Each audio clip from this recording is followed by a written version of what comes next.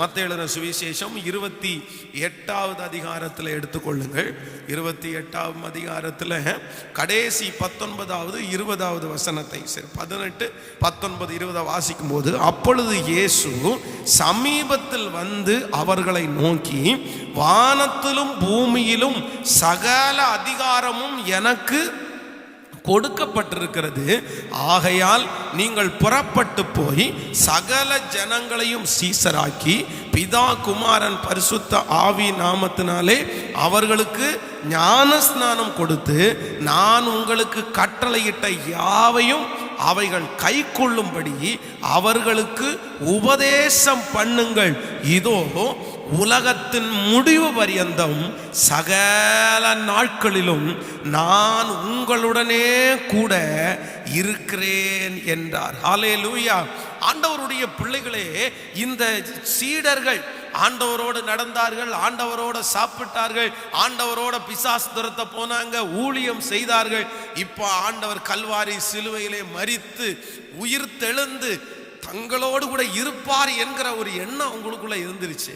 ஆனா ஆண்டவர் சொல்றாரு, இல்ல நான் இங்கே இருக்க முடியாதுப்பா, நான் என் பிதாவினிடத்திற்கு கடந்து போகிறேன், உங்களுக்காக ஒரு வீட்டை ஆயத்தப்படுத்துறதற்கு நான் போகணும் அப்படின்னு ஆண்டவர் அந்த பரமேறி செல்லும் போது, ஆண்டவர் போயிட்டாரே, இனி நம்ம என்ன பண்ண போறோம், நம்ம எதிர்காலம் என்ன, நம்முடைய ஊழியம் என்னன்னு சொல்லும் போது கர்த்தர் சொல்றாரு, இல்ல நான் போனேன்னு நினைக்காதீங்க, நான் உங்களோடு கூட ஆவியானவராய் நான் மேல் இறங்கி வந்து உங்களோடு கூட இருப்பேன்.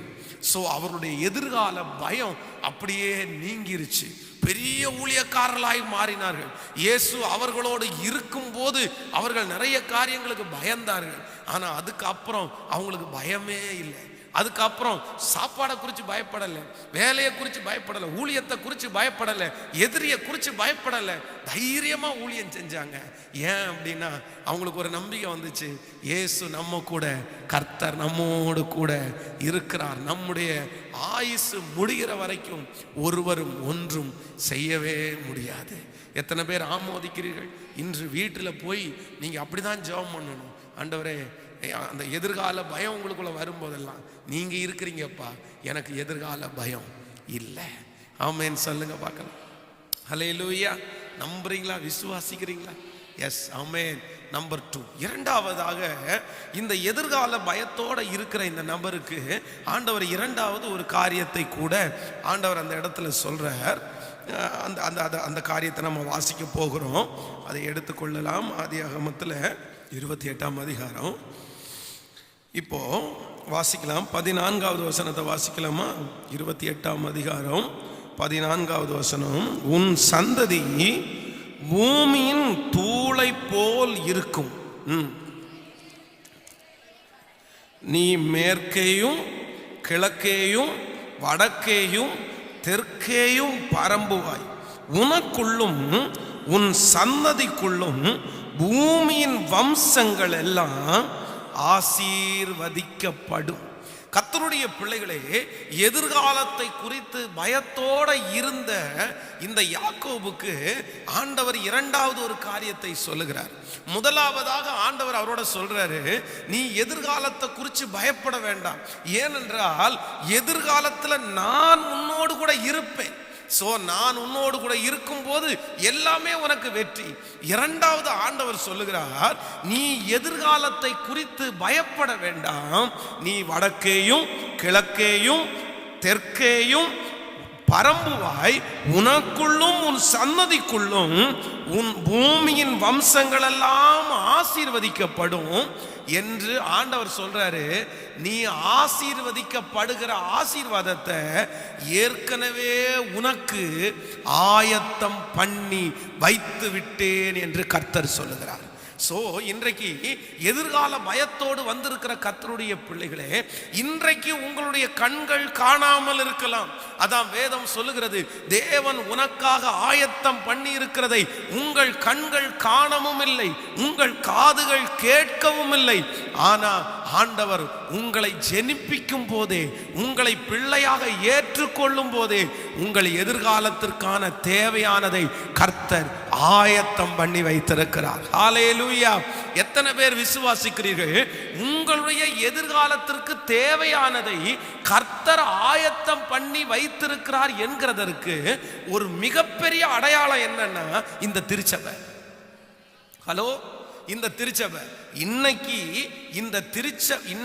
உங்களுக்கு சில பயங்கள், எதிர்காலத்தை குறித்த ஒரு பயம் இருக்குது.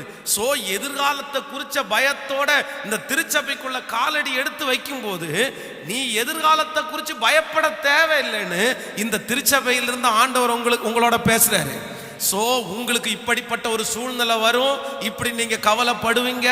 உன்னோட பேசுறதற்கு, நீங்க ஜெனிக்கிறதற்கு முன்னாடியே இந்த திருச்சபையை இங்கு ஆயத்தம் பண்ணி வைத்திருப்பாரே. ஆனால் இன்று உங்களை தைரியப்படுத்த, பலப்படுத்த இந்த திருச்சபையை ஆயத்தப்படுத்தி வைத்திருப்பாரே. ஆனால் நான் நம்புறேன், உன் எதிர்காலத்திற்கான தேவையான சகலத்தையும் கர்த்தர் ஆயத்தம் பண்ணி வைத்து விட்டார். நீ கலங்கும் போது உனக்காக வார்த்தையை கர்த்தர் அனுப்புறதற்கு ஆயத்தம் பண்ணி வைத்து விட்டார். நீ தேவைப்படும் போது, தேவையா இருக்கும் போது உனக்கு உதவி செய்கிற ஆத்துமாக்களை கர்த்தர் ஆயத்தம் பண்ணி வைத்து விட்டார். நீ தோல்வியில இருக்கும் போது உன்னை தூக்கி விடக்கூடிய நபர்களை கர்த்தர் உங்களுக்காக ஏற்பாடு செய்து கர்த்தர் வைத்து விட்டார். அதைத்தான் யாக்கோப்ட்ட சொல்றார், நீ ஏன்டா பயப்படுற, நீ ஏன்டா பயப்படணும், நான் உனக்காக உன் சந்ததியை நான் பெருக பண்ண போறேன். நீ பல பக்கங்களில் நீ இடம் கொண்டு பெருக போகிறாய். நான் இப்பவே அதற்கான காரியத்தை ஆதாயம் பண்ணி வச்சிட்டேன், நான் ரெடி பண்ணி வச்சிட்டேன். நம்முடைய தேவனாகிய கர்த்தர் எப்பொழுதுமே நம்முடைய ஃபியூச்சருக்கானதை ஆயத்தம் பண்ணி வைக்கிற தேவன்.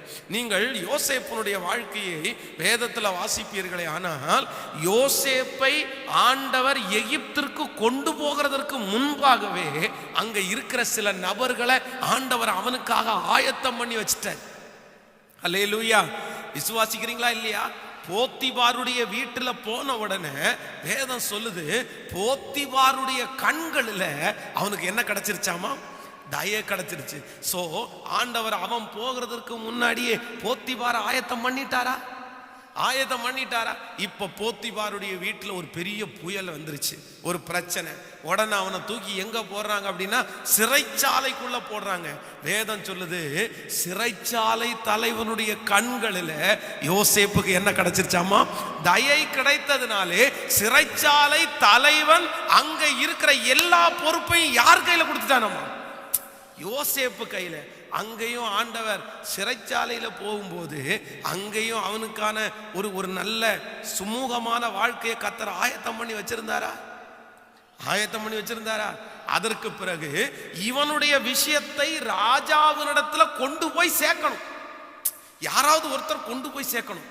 சோ கொண்டு போய் சேர்க்கிறதற்கு பானபாத்திரக்காரனுடைய தலைவனை சிறைச்சாலைக்கு அனுப்பி அவன் ஒரு சொப்பனத்தை பார்த்து அந்த சொப்பனத்திற்கு இவன் விளக்கம் சொல்லி, அந்த விளக்கம் அவனுக்கு அதே மாதிரி நடந்து, அவன் ராஜாவுக்கு முன்பாக பானபாத்திரக்காரனா இருக்கும் போது, ஐயோ சிறைச்சாலையில ஒருத்தர் ரொம்ப அழகா சொப்பனத்துக்கு விளக்கம் சொல்லுவானே, அவனை முதல்ல வர சொல்லுங்க, அவன் அழகா விளக்கம் சொல்லுவான்னு பானபாத்திரக்காரனுடைய தலைவன் ராஜாவுக்கு சொல்றதற்கு கர்த்தர் அவனை நியமிச்சு வச்சிருந்தாரா?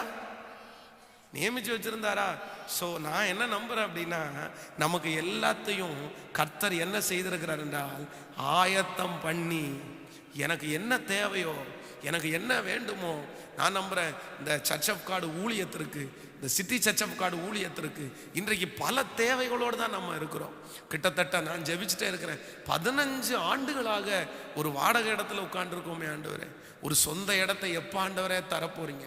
நானும் என்னென்னமோ முயற்சி எடுத்தேன், ஆனால் எத்தனை வருடமாவோ நம்ம ஜெபிச்சுட்டு இருக்கிறோம், ஆனால் இதுவரைக்கும் அது கைகூடி வரல.